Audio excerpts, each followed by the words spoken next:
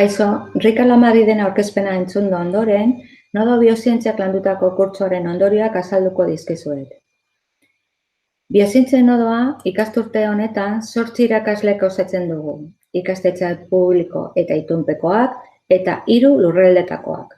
Gipuzkoan, Eason, Koralkiza eta Aitor Balero ditugu, Don Boskon, Maitane Dorronsoro eta Pilar Andrés ditugu, Araban Eribiden Maria Calleja daukagu, eta Bizkaian alde batetik San Jose de Calasanzen Beatriz Amakola eta bestetik Zabalburun Ana Isabel Perez. Koordinazioa teknikatik ni neuk eramaten dut. Diapositiba honetan ikus daiteke zeintzuk diren gaur egun RIS 3ko 7 espezializazio estrategia nagusiak. Gogoratu lehen 3 zeudela eta orain 7 daudela. Aipatzekoa da, lehen biozientzia eta osasuna zena evoluzionatu dela eta gaur egun osasun pertsonalizatua dela. Eta antzekoa gertatzen da elikadurarekin. Lehen aukera nitzo zen eta orain elikadura osasungarria espezializazio eremu ere bihurtu da. Gainera, zeharkako trakzio ekimena ere sartu dira.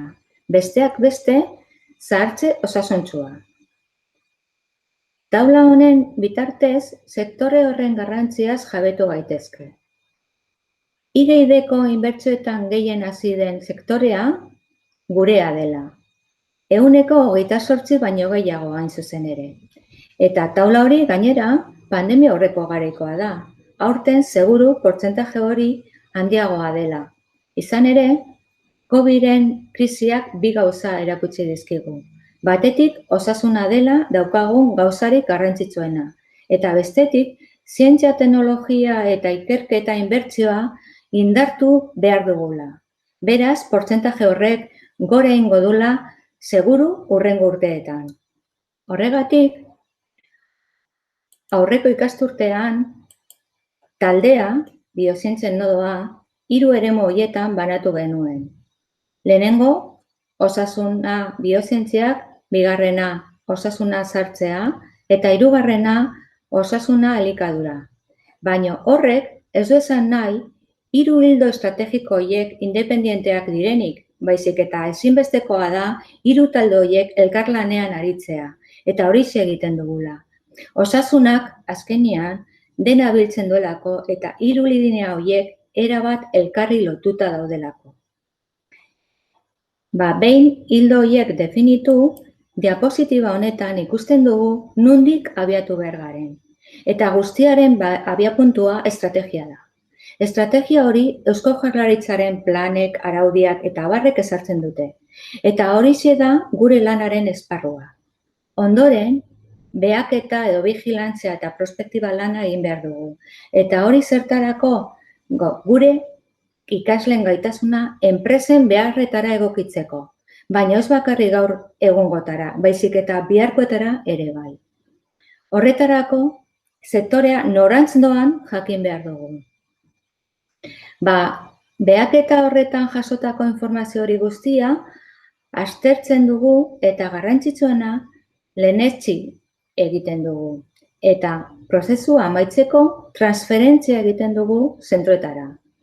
Eta eskema hau izango da aurkezpen honetan jarraituko dugun txantilloia. Nire taldekideek hildo bakoitzako eskema hori ere jarraituko duten. Eta nik aldiz oro har itzengo dut. Hasiko naiz ordun estrategiarekin. Diapositiba honetan ikusten dugu estrategiaren ze dokumenturekin eta ze araurekin lerrokatuta egon behar dugun. Hau da, ze esparrutan lan egin behar dugun. Lehenengo, betiko RIS 3ko biozientzia osasuna espezializazio eremua dugu. PCT Euskadi 2030.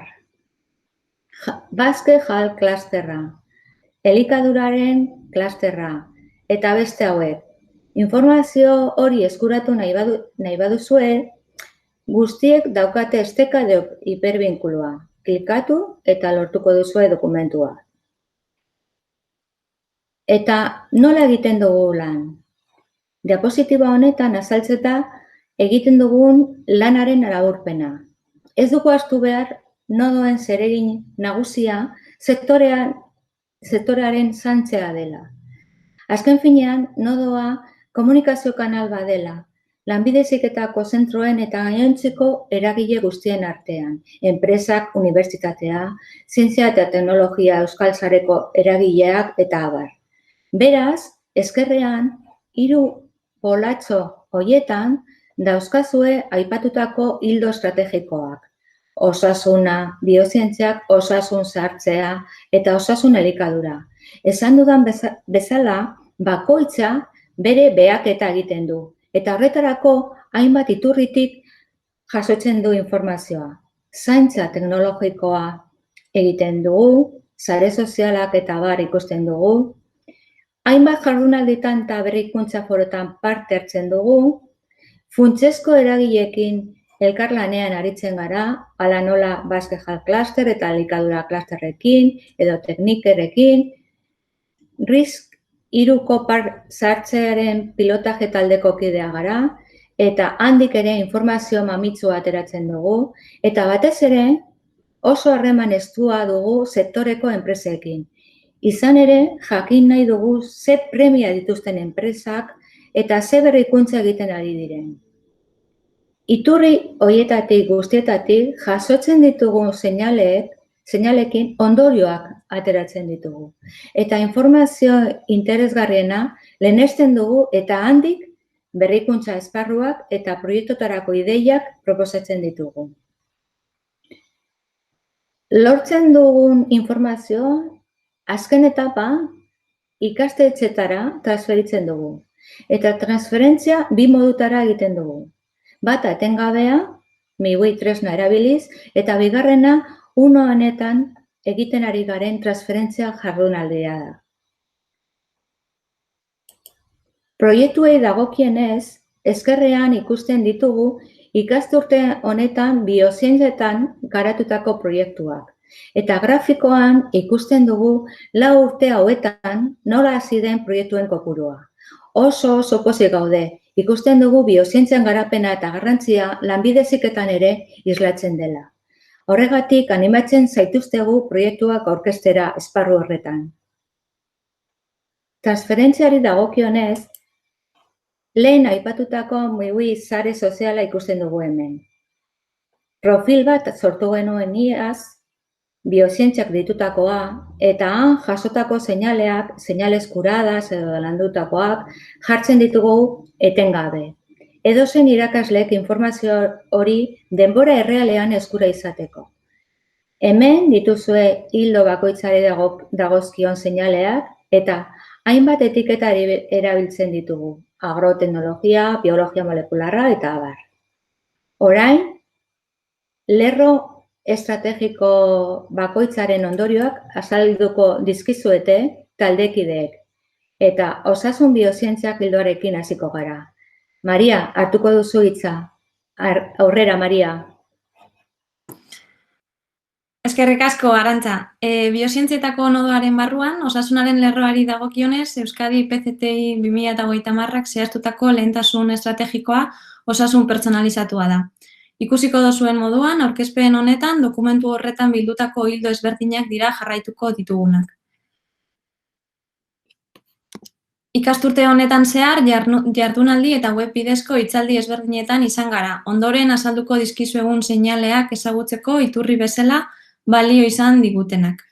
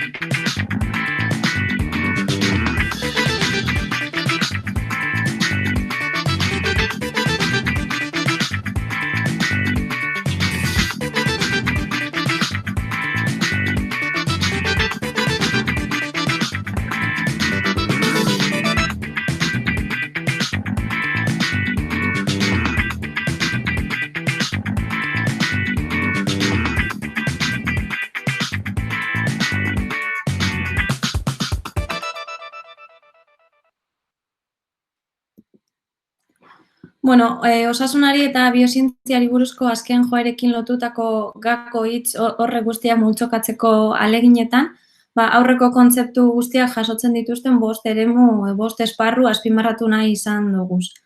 Aipatzekoa da, edozein kasutan, lerro guzti hauek nolabaiteko harreman interdisciplinarra dekiela.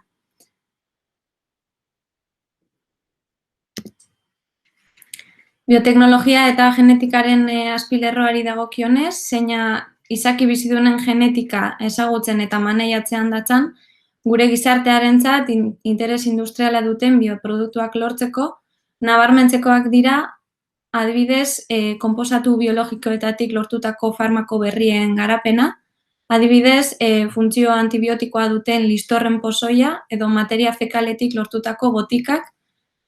Beste alde batetik, bioteknologia erabiliz, biomintzak garatu daitezke, adibidez, tumore ezberdinen tratamendu gisa. Eta nanoteknologiari dagokionez, nanopartikula garatu dira farmakoak organismoan zehar bideratzeko. Edota pertsona daltonikoentzako nanopartikulaz kargatutako lentillak sortzeko. Beste alde batetik, doitasunezko medikuntza edo medikuntza pertsonalizatua paziente baten tumorea eta tratamendua modu espezifiko baten diagnostikatzeko markatzaile genetikoak erabiltzean oinarritzen da. Zentzu honetan, gaur egun terapia aurreratuen erabilera nabarmentzen da patologia ezberdinetako edo ezberdinentzako tratamendu pertsonalizatuak, seguruak eta eraginkorrak garatzeko. Horien artean, terapia genikoa, terapia zelularra, adibidez CAR-T zelulak erabiliz, eta ehun ingeniaritza aurkitzen dira. Doitasunezko medikuntzarekin estuki lotuta, azken aldian ere biomarkatzaileak detektatzeko dispositibo ezberdinak garatu dira.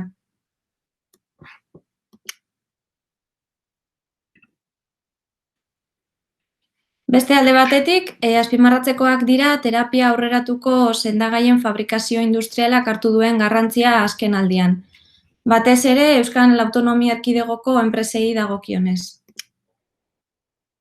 Momentu honetan, 3 enpresek dute sendagaien Espainiako agentziaren akreditazioa, Viralgen, Bibe Biotek eta Istocel, eta badaude jada terapia aurreratuko sendagaiak ekoizten. Gainontzeko enpresak akreditazio horren zain daude momentu honetan. Beraz, zentzu honetan, sendagai hauen fabrikazio industrialaren atzean dauden araudia, ekoizpenaren kontrola eta kalitate sistemak ezinbesteko bihurtu dira. Orain, Anak azalduko dizkizue osasun eta biozientzetako beste ildo batzuk. Vale, gracias, María. Pues como estamos viendo, encontrar un límite claro y preciso entre los diferentes ámbitos en los que vamos a tratar es hoy en día complicado, no es tarea fácil. Y ello se debe principalmente a que los avances se consiguen a través del trabajo multidisciplinar. Entonces, en los ámbitos a los que yo voy a hacer referencia a continuación, que va a ser bioimpresión 3D y medical devices, siempre ligados al PCTI Euskadi 2030, en la salud personalizada, pues nos va a dar el mismo problema, va a ocurrir algo similar. Voy a empezar con la bioimpresión 3D. La bioimpresión 3D, el objeto final es la fabricación de estructuras tridimensionales que estén compuestas por materiales biológicos que cumplan una serie de requisitos, que sean estables, que no sean tóxicos y que no sean inmunogénicos. Y dentro de lo que se pueda también que sean biodegradables para no dejar de lado el ámbito de la sostenibilidad. Vale, entonces, para conseguir esto se utilizan las biotintas que pueden ser naturales, modificadas o sintéticas. Dentro de las sintéticas, pues tenemos las que llevan células vivas, una matriz, y luego llevan factores de crecimiento para que las células se agarren a la matriz. Dentro de esa matriz se intenta fabricar biomateriales como hidrogeles que llevan una base acuosa muy importante y que son muy atractivos porque permiten cultivar esas células y también después degradarse de una manera natural. Con lo cual, volvemos a repetir, la sostenibilidad pues siempre está presente. Otros ejemplos que podemos tener a la hora de la bioimpresión 3D, pues son fabricación, por ejemplo, de modelos previos en cirugía personalizada, cirugías sobre todo complejas. Entonces, lo que se intenta es emular o simular con dichos modelos de manera que el cirujano pueda previamente practicar procedimientos, incluso practicar cortes y suturas y sepa un poquito, pues bueno, cómo tiene que abordar esa operación. Esto se está haciendo con derivados de algas marinas, por ejemplo, y lo que le da la consistencia al modelo, pues muy similar al corazón humano. Luego también se pueden construir mallas para reparación de hernias, adhesivos para taponar arterias, para también reparar órganos dañados. El problema va sobre todo un poquito más allá cuando queremos replicar tejidos u órganos porque existe todavía una alta dificultad para conectar las estructuras tridimensionales, los organoides, a los sistemas vasculares. Pero también es un campo importante donde se está avanzando. Y por último, en cuanto a biomateriales, pues tenemos y biotintas, tenemos la impresión ya dentro del cuerpo. Es decir, se está intentando con biotinta que pueda ser aplicada a temperatura ambiente, a temperatura corporal, y entonces se sella después con luz visible y no con luz ultravioleta. Esa sería una parte. Luego también, como veis, tenemos productos un poquito más complejos, pero también con la misma finalidad.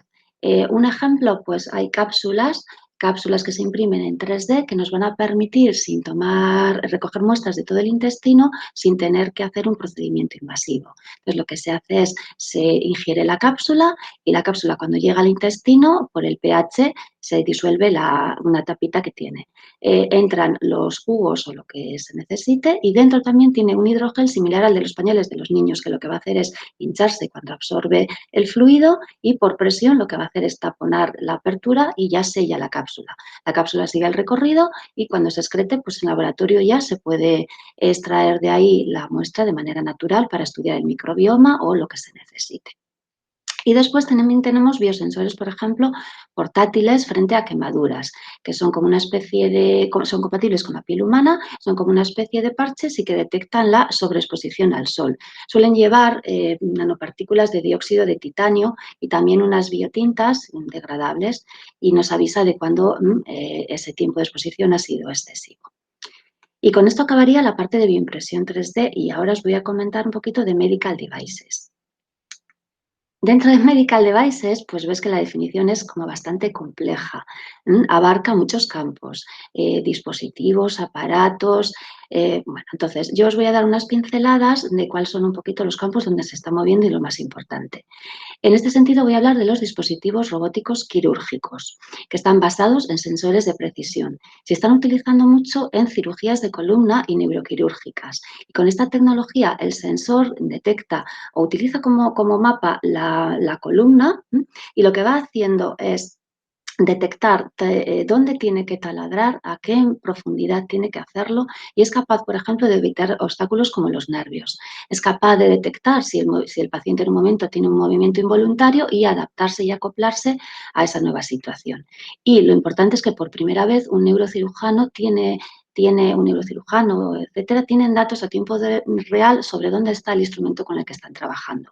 Con lo cual, aparte de que las incisiones son mucho más pequeñitas, el paciente se recupera mucho mejor y el riesgo disminuye notablemente. También os he puesto ahí unos sistemas protésicos que replican propiedades biológicas. Os he puesto el ejemplo de una mano biomimética que incluye la muñeca, que lo que hace es tener un movimiento natural y sinérgico y adaptable. No es una prótesis al uso, sino que tiene niveles biomiméticos de fuerza, de velocidad, de flexión de los dedos, agarre de objetos finos, de tal manera que, bueno, pues ya es un avance también importante. Tenéis ahí un vídeo pequeñito que os he dejado para que podáis ver, donde aparece pues, un dispositivo que me va a colocar los guantes automáticamente. Se introduce la mano, se infla y con unos sensores toma la medida de tu mano y te acopla el guante sin tener que hacer ningún otro movimiento, lo cual podría ser interesante también en UCIs y en este momento pues, con esta situación mucho más. Y ya por último, tenemos también los dispositivos de diagnóstico clínico. Un tipo de dispositivo son los electroquímicos. Se desarrollan, por ejemplo, junto a un teléfono inteligente y lo que nos va a hacer es permite a un paciente desde casa, un paciente, por ejemplo, con cáncer, leer niveles críticos de determinados biomarcadores. De tal manera que avanza mucho el tema de los datos. Problema, pues aquí también tienen cabida todas aquellas tecnologías que se materialicen en forma de apps. Podrían estar también englobadas dentro del ámbito de salud digital, que es el campo que os va a exponer a continuación mi compañera Bea.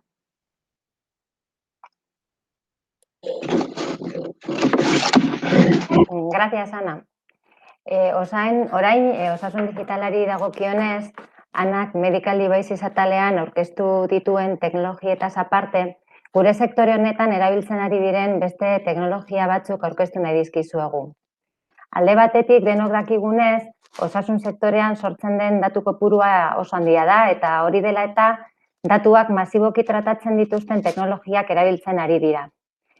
Adimen artifiziala erabiliz, sortzen diren algoritmoak gaixotasun batzuen aurre diagnostikoa eta beraien jarraipena egiteko aukera ematen dute. Gainera datu horiek era seguru eta azkar batean biltegiratu eta partekatzeko, orain arte beste arlo batzuekin erlazionatzen genuen blockchain teknologia ere bere lekua aurkitzen ari da osasunaren munduan. Bestalde, Androideak ditugu. Adimen artifizialean oinarritutako robot hauek pertsonekin interaktuatzeko gai dira eta adibidez errehabilitazio terapietan erabiltzen direnean pazienten motivazioa areagotu egiten dute. Eta gainera baita ere egiaztatuta dago, pazienteek horrelako robotekin harremanetan jartzen direnean arreta prozesu mingarrietatik desbideratu egiten direla eta min sentsazioa murriztu egiten dela. Adimen artifizialarekin erlazionatuta ere chatbots edo ahots laguntzaileak ditugu. Chatbots hauek funtsezko galdera batzuen bidez gai dira nolabait erabakiak hartzeko. Adibidez, pazienteen sintomak jaso ondoren, kontsulta presentzial batera bideratu ala ez erabaki dezakete. Gaur egun teknologia honen erabilera asko zabaldu da pandemia dela eta telemedikuntza dela eta. Eta azkenik, errealitate virtuala eta errealitate areagotuak ditugu. Teknologia bi hauek profesionalen formakuntzan erabiltzen dira simuladoren bidez eta baita ere pazienteekin. Adibidez, gaixo batzuen tratamentuetan, fobien kasuetan, errehabilitazioko terapietan, adibidez, itus bat jasan duten pazienteetan, beraien mugikortasuna berreskuratzeko terapietan, eta orokorrean pertsonen bizikalitatea hobetzeko. Seinale guzti hauek ikusi ondoren, diapositiba honetan, azken 2 urteetan martxan jarri izan diren ikastetxe proiektuak agertzen dira. Ikusten duzuenez, gure arlo honetako proiektuak gorakada handia izan dute, 2tik 6ra pasatu dira aurten. Eta diapositibaren eskuinaldean ikus dezakezue zeintzuk izan diren proiektu hauetan parte hartu duten enpresa eta erakundeak.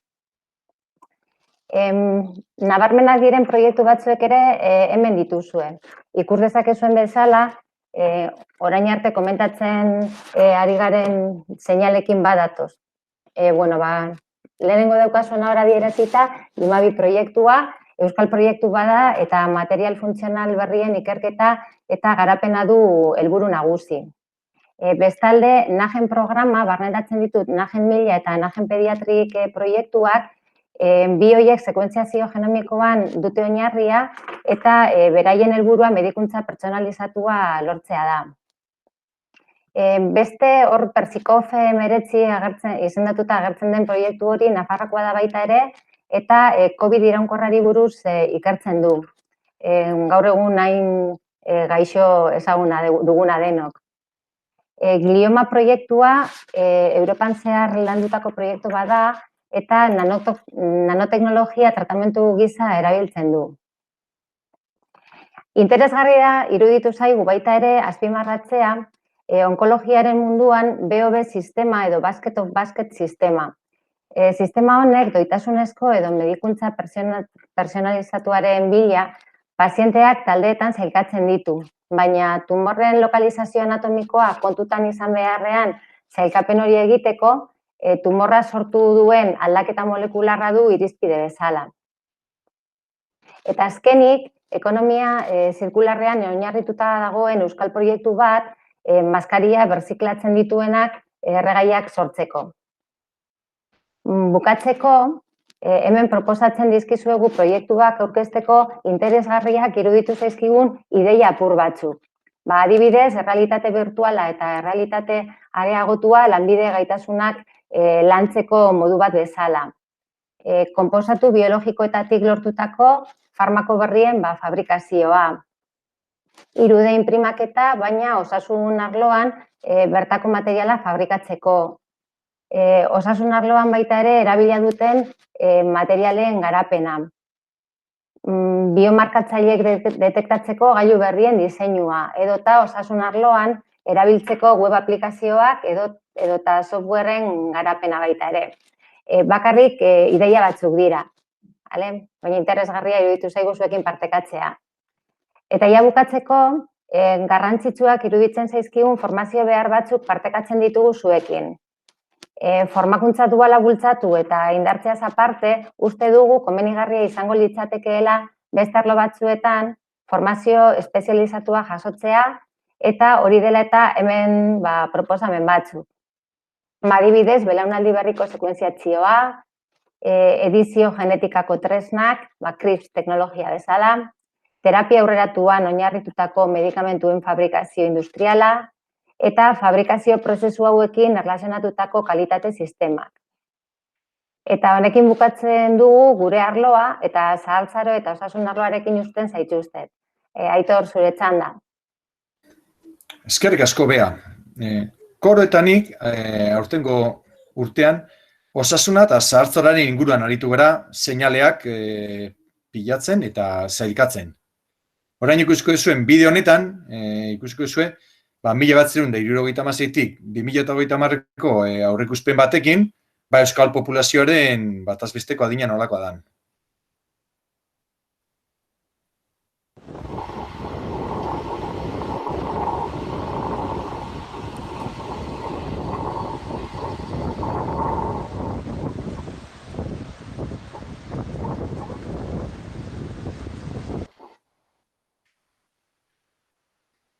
Bueno, bideo hontan ikusten da bezala, 70 eta 100 urte arteko pertsonen kopurua handitzen ari da.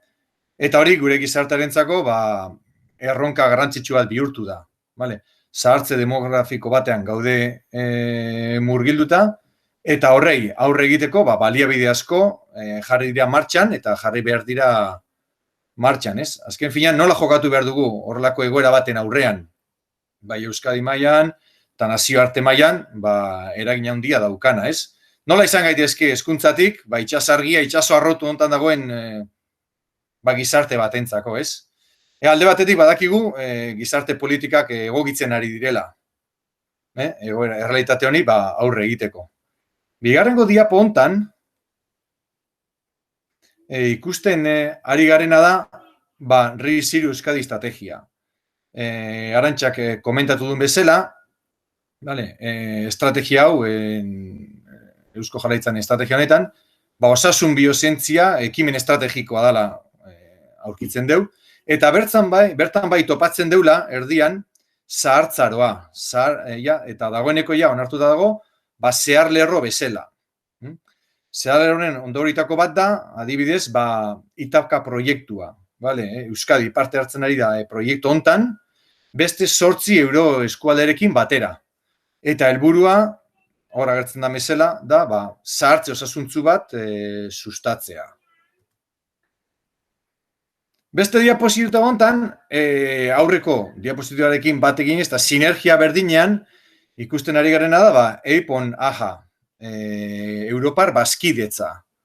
Kasu hontan, Euskadik ere lan asko egin du, ikusi dezakezu ezkerreko borobilean, oindala urte batzuk, 2013 aldean, arlo hontan, bazkidetza hontan parte hartzen ari ziren erakunde kopurua, eta gero, eskubiko aldean, 2019an, gaur egun dauzkagun erakundeak, ez? Ikusten da bezala, gero eta gero gehiago dago, gero eta gero erakunde gehiago aidea parte hartzen, eta horren adierazgarri da, Euskadi jaso duen bikaitasun zigilu hori, ez? Errekonozimentu hori jaso deu. Urrungo diapoan, zer agertzen da? Komentatu den bezala, urtean zer aritu gara seinaleak bilatzen, Eta bai garrantzitsu eruditu zaigu, arlo hontan, zahartzearen arlo hontan, lan egin nahi duen edozein erakundeek, edozein pertsonak, jakin beharko lituzke edo kontsultatu beharko lituzken, dokumentuen bilduma bat egin dugu. Bibliografia izugarri ari da sortzen, une oro, baina, egin duguna da, puntu batzutan, sailkapen bat egin du, bai, Euskadi mailako dokumentu batzuk sartu ditugu, foru aldundiai dagokinon dokumentu batzuk ere, baina bai Europa eta nazioarteko beste jardunaldi, beste dokumento batzun bilduma egin dugu, eta bertan dazkazu estekatuta, zahartzaren inguruan lan egiteko, gure ustez oinarri sendo bat ematen dutenak. Diaposita hontan ze ikusten dugu. Komento den bezala urte hontan zehar, aritu geha jardunaldiak, seinaleak biltzen, eta egin deun lanetako bat izan da, seinale hauek pixkat antolatu, jerarkizatu, taldetan jarri, askoz ulergarriago izateko. Eta hori ikusten duzuen bezala, dana daude elkarri eragin egiten diote, baina bai erdian jarri digula silver economy edo sillar ekonomia deritzona. Pixkat handiago da, guztien degulako, guztiei ekarpena egiten diela, pixkat oinarrian dagoela. Behien eskerretan, osasun digitalaren gurpilare bai aurkitzen dugu. Gaur egun, digitalizazio prozesua gizarteko arlo guztitan aurki ezakegu, tresna digitalak arlo guztitan aurkitu ezakegu, eta horretik pixka kolore ezberdina eman diogu. Besteak, ikusten duzuen bezala, etxez-etxeko laguntza izango litzateke, zahartze aktiboan ere salikatu ditugu seinale batzuk, eta arreta soziosanitariori dagokion seinalak ere, beste talde batean bildu ditugu. Beti ere, denek helburu berdina dutelarik. Pertsonen autonomia, ongizate eta gaitasun funtzionala ahal den eta urte gehien mantentzea. Piskat zehaztasun gehiago zitzegin da, ikusiko genuke hemen silver economy, edo sillar ekonomia delakoa. Definizioz da, 75 urtetik gorakoentzako. Bideratutako zerbitzu eta produktuen merkatua da.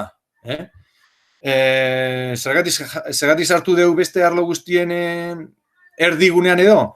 Izurrezko merkatu nitxoa bihurtzen ari delako. Gero eta gero, aukera gehiago sortzen ari dira. Gero eta gero, enpresa gehiago ari dira ziar ekonomia hontan lan egiten da bihaien produktuak sortzen eta lehenagotik zeuskaten produktu horiek egokitzen.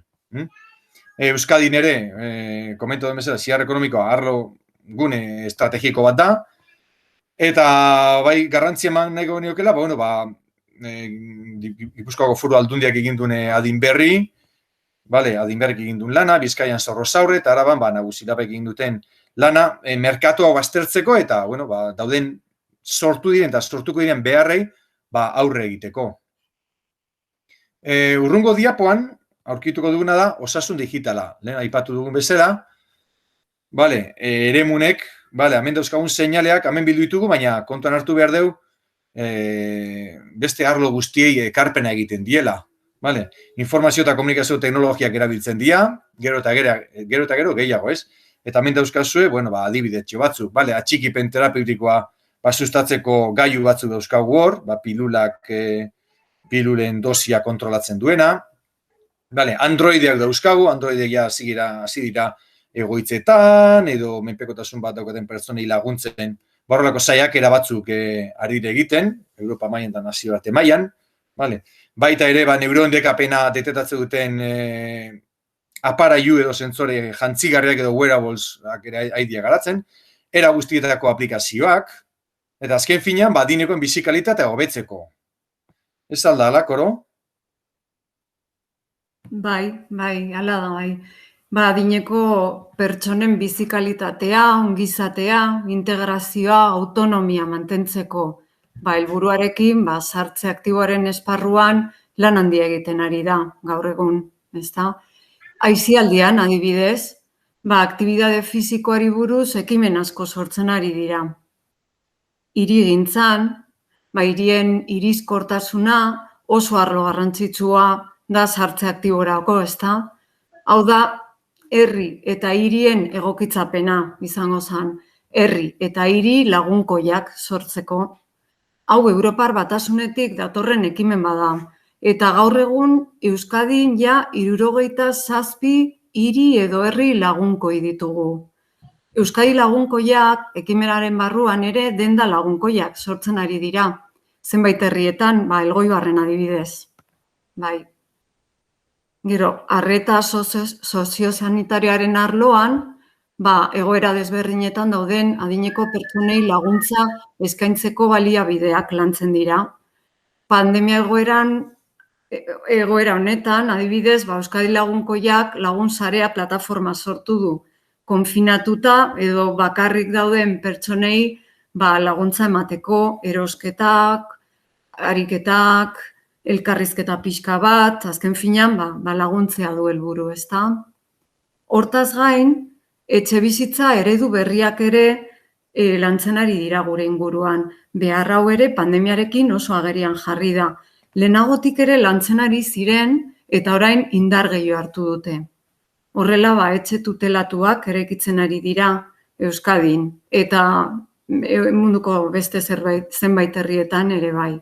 Adibidez, irudian ikusten dugu, Australian dagoen etxe tutelatu bat. Etxe tutelatuetan, zerbitzu amankomunak aurkitzen ditugu, aisialdirako, kirola egiteko, eta, erabat egokituta daude etxe hauek. Bertan, biziko diren pertsonen beharrak eta gustuak kontutan izan da gainera. Hurrengo diapositiban, etxez-etxeko arloan lantzen ari dena ikusiko dugu. Hemen etxe barruko moldaketei buruz hitz egingo dugu. Adinekoak haien etxeetan, haien betiko etxeetan, bizitzen jarraitu daitezen. Adibidez, altzarigintzan lan asko egiten ari da. Ispilu adimenduak sortzen ari dira, erorketa detektoreak, aulkiak eta abar. Eta Aitorrek esan digun bezala, osasun digitala buruz hitz egin digu eta hemen dispositibo digital hauek etxe barruan erabiltzen ditugu. Etxeak egokitzeko alegia. Diseinu adimentsuak aplikatuz, etxe adimentsuen prototipoak egiten ari dira. Hurrengo diapositiban ikusi dezakegu osasun zahartzaroan azkeneko 2 urte hauetan eta orain lantzen ari diren zentruetako proiektuak. Ikusten dugu 19-20 ikasturtean 3 proiektu izan genitula eta 20-21 batean beste hainbeste. Ikusten dezuen bezala proiektu hauetan inguruko enpresa eta erakunde asko inplikatu dira. Eta hurrengo diapositiban erakutsi nahi dizkizuegu beste proiektu interesgarri batzuk. Hauek ez dira zentroko proiektuak, baina oso interesgarriak iruditu zaizkigu eta hemen informazioa ipini dugu. Lehenengo 2 proiektuak internazionalak dira. Internet of Things eta Silver ekonomiari buruz.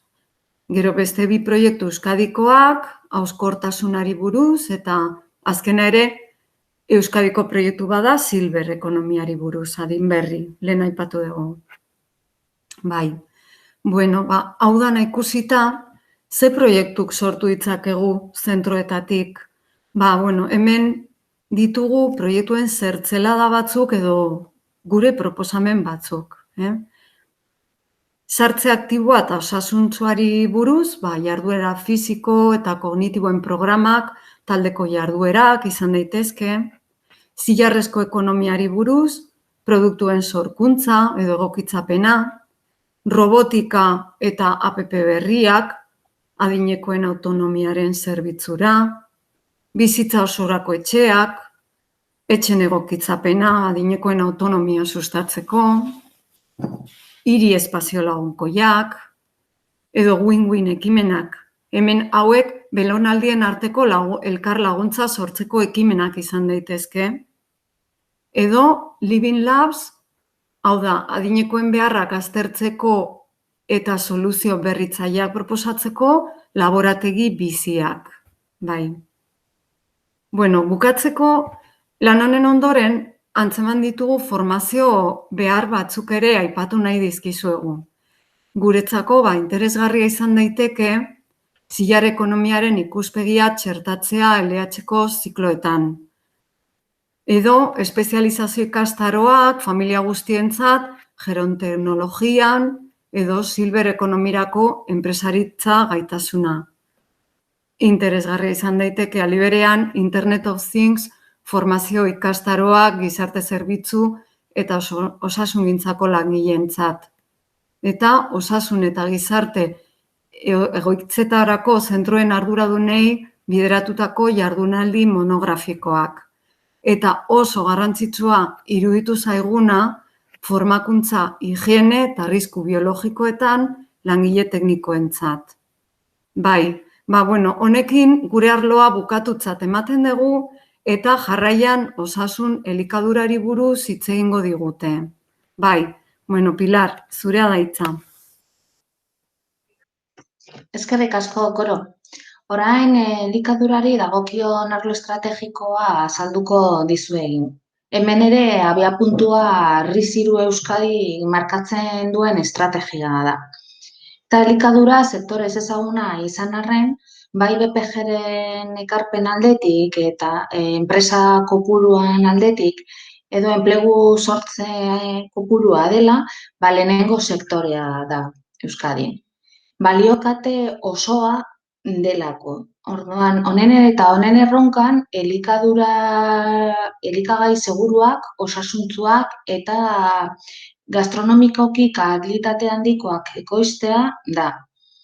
Datu garrantzitsua, hemen azpian dagona, Euskadi mailan elikadura baliokate osoaren BPG-a 10,6 da. Horregatik, Euskadi mailan gastronomia eta elikadura mailan gure plan estrategikoa definitu da. PEGA 2020 hemen dugun dokumentu hau. Hemen ere Euskal elikadura balio katearen garapena definituta dago. Ekonomia zirkularra kontuan hartzen du eta elikagai lauesetan aurrera egin nahi duen. Elikadura lauese izango da la alimentación segura, saludable, singular y sostenible. Hau da, bai gizartea, ekonomia, kultura eta ingurumena kontuan hartzen duena. Horrela, aukerako eremua handia da, jasangarritasunari eta giza ingurumenari lotuta dagoen elikadura. Eta datozen urteetarako lehentasunak diren ikerketa lerroak hor agertzen diren 6 horiek ditugu. Pentsatu behar dugu elikadura Euskadi mailan ez dela bakarrikan ekonomia ikuspuntutik hartu behar, baizik eta osasuna, kultura eta ingurumena ere parte hartzen dute. Hori estrategiari dagokiona eta orain gure zaintza lanak ze dokumentutan oinarritu diren. Lehenengoa, RIS3, elikagaiari buruz egiten dituen aipamenak, Euskadi Kanal Oreka dokumentua, Euskadi Kanal Orekaren garapena, PEGA 2020, lehen aipatu duguna, elikadura zirkularari buruz egindako pare bat proiektu, bada teknika eta bestea ongi praktika honena, eta Pacto Verde Europeo. Pacto Verde Europeo aipatzen diguna da baserritik maila elikagai sistema zuzena, osasuntsua eta jasangarria bultzatu nahi duen proiektua da. Eta beste zaintza lanak, normalian urtean zehar antolatzen diren ekitaldiak errondia parte hartzea izaten da. Aurten pandemia egoera bizi ganenez, askok ez dire atera eta orduan modu virtualean parte hartu du. Hor agertzen diren enpresen logoak dire parte antolatzaileak eta hor daude parte hartu ditugun ekitaldi batzuk. Egin ditugu hautaketa bat, tematika desberdinekoekin, baina hor jarritakoak daude hipervinkulatutak jardunaldiaren bideoarekin edo jardunaldiaren dokumentuarekin. Hori zuekentzat baliagarria izan da, eskura duzue.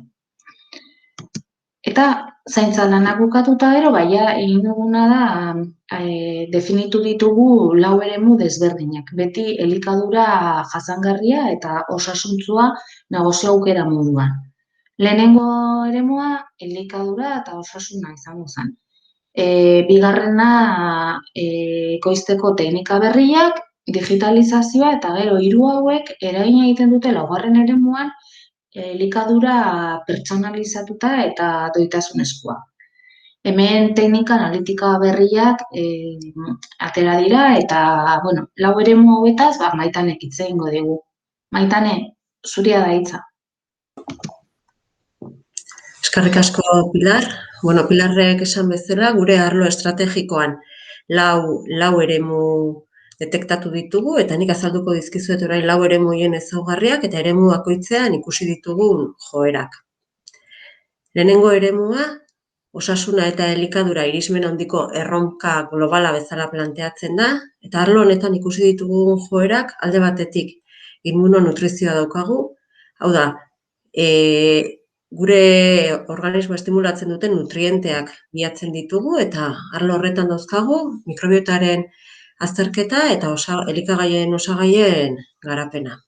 Bestalde ikusi dugu funtzionalitatearen eskaera asko handitu dela, eta horri lotuta elikagai funtzionalena, behar bereziak dituzten kolektiboentzat. Hor daude haurrak, adineko pertsonak, kirolariak, emakume haurdunak, eta azkenik arlo honetan kontzeptu berri bat sartu da, gastronomia osasuntxoa deiturikoa.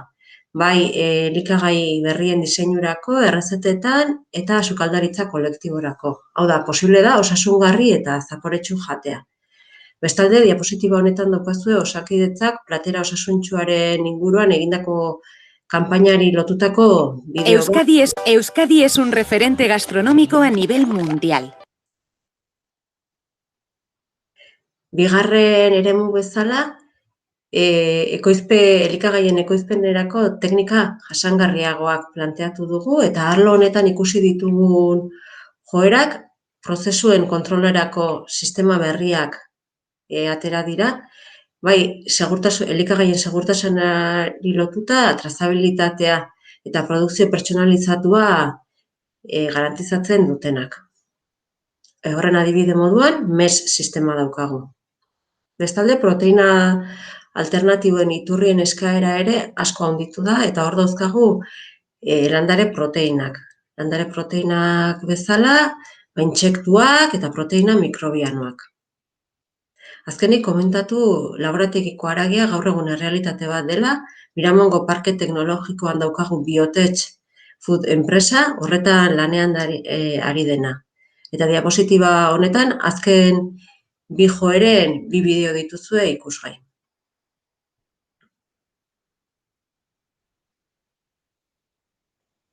Hirugarren eremu moduan digitalizazioa jarri dugu, eta digitalizazioari lotuta ikusi ditugun joerak, lehena zientzia umikoen erabilera bai diseinurako eta osagaien ebaluaziorako asko handitu da, alde batetik elikagai pertsonalizatuekin lotuta eta gaixotasunak prebenitzeko. Bestalde, jasotzen diren datu guzti horien tratamentua eta kudeaketa egiteko Big Data eta adimen artifiziala bezalako erramientak erabiltzen hasi dira, hasi ikerketa eta garapenetik eta kontsumitzailearen ganaino. Beste joera bat, nahi dugun zaporea eta testura lortzeko algoritmoen erabilpena da, eta arlo honetan saiakuntzak egiten ari dira, aztertuz ze landare kombinatu behar diren jatorri animaliko produktuen zapore eta testura berdina lortzeko. IoT edo Internet de las Cosas delakoaren erabilena, bai produktura iritsi eta bere trazabilitaterako, eta pandemia garaiak deliverirako dark kitchen bezalako kontzeptuak azaleratu ditu. Bere aukerak eta dituen arriskua kontutan hartuz.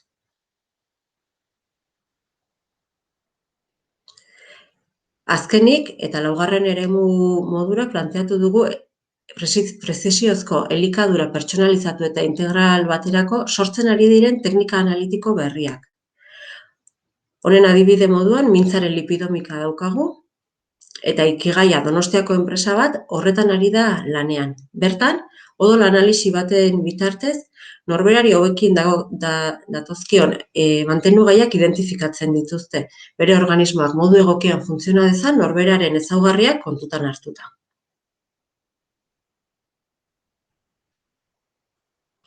Beraz eta laburbilduz, elikadura osasuntsua gaurkotasuna da eta geratzeko etorri den joera. Bizi kalitatea eta osasuna modu integralean bizitzako etapa guztietan ziurtatzeko.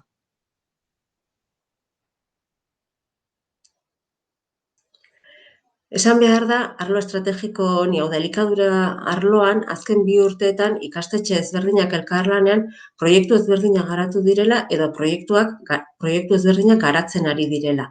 Diapositiba honetan dituzue, iaz eta aurtengo ikasturtean, arlo honetan lantzen ari diren proiektuak. Alboan berriz, proiektu horietan babesa eman duten edo lagundu duten enpresen zerrenda duzue.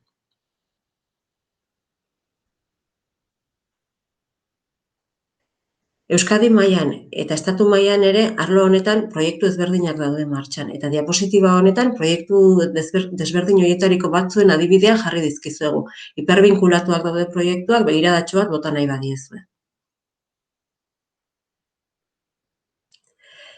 Eta guzti honen laburpen modua eta jasotako ideiak, zaintza lanak eta estrategia kontutan hartuta, datorren ikasturtera begira ikastetxe ezberdinek plantea ditzakezuen edo aurkeztu ditzakezuen proiektuen ideiak ematera gatozgu. Hemen dituzue horietariko batzuk. Alde batetik, preziziozko elikadura, dieta pertsonalizatuekin lotuta, elikagai berrien formulazioa eta eraldaketa, elikagai osasuntsuekin lotuta, elikagaien kontserbazio eta prozesamendurako teknologia berriak, proteina alternatiboen inguruko proiektuak, adibide bezala plant-based foods, preziziozko nekazaritza, elikadura eta kultura gastronomikoa, elikagaien ekoizpenerako sistema jasangarriagoak, elikadura zirkularrarekin eta elikagaien xahuketarekin lotutako proiektu desberdinak, digitalizazioarekin lotuta elikagaien baliokatearen digitalizazioa edo elikagaien 3D inprimaketa. Azkenik, komentatu behar da, enpresekin izandako harremanetan eta beraiengandik jasondako feedbackaren ondorioz zenbait behar antzeman ditugula. Eta diapositiba honetan dauzkazue horren isla da. Alde batetik, formakuntza dualaren eskaria jaso da enpresen aldetik eta beste alde batetik, formakuntza espezifikoa zenbait alorretan. Hala nola, bioekoizpena, elikagaien segurtasuna eta trazabilitatea, produktuaren diseinurako digitalizazioa, turismo kulturala gastronomikoa eta osasungarria, packagingaren diseinua eta elikadura zirkularra. Eta hau da gure arlo estrategikoan, elikaduraren arloan egin dugun lana. Orain, Arantxari pasatuko diot hitza, aurkezpena amaidezan. Zurea da hitza, Arantxa. Eskerrik asko Maitane. Amaitzeko, diapositiba honekin erakutsi nahi dizuet ikasturte honetan gure bilerazko nolakoak izan diren bizi dugun pandemia dela eta. Hurrengoan aldiz, ikus daitezke biozientziek zenbat ekarpen egin dizkiote pandemia horri. Beharrak osasun arloko ikerketa bizkortu du eta horrela denbora errekorrean garatu dira txertoak, antigorputza detektatzeko testak, birusaren sekuentziazio erak, maskara eta abar. Pandemiak ere, garrantzi handiagoa eman dio elikadurari eta orain, kilometro zero produktuak gehiago baloratzen ditugu. Eta hemen, azpimarratu nahi dut, aurten ere iaz bezala, lanbide heziketak elkartasun ekintzak egin ditula. Besteak beste, gastronomia solidaria, hosteleria ikastetxetan.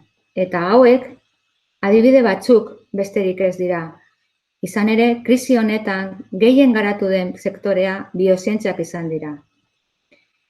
Bukatzeko eta laburbilduz, diapositiba honetan ikusten da nola azaldu ditugun 3 ildo estrategikoak erlazionatuta dauden eta gainera odezen 3. helburuarekin bat atozela.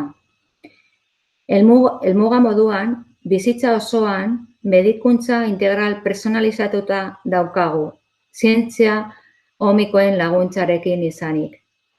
Eta hau da dena. Eskerrik asko zuen arretagatik, espero dut aurkezpena lagungarria izatea biozientzien sektorea nondik nora doan jakiteko eta arlo horretan proiektu asko aurkeztu ahal izateko. Eskerrik asko.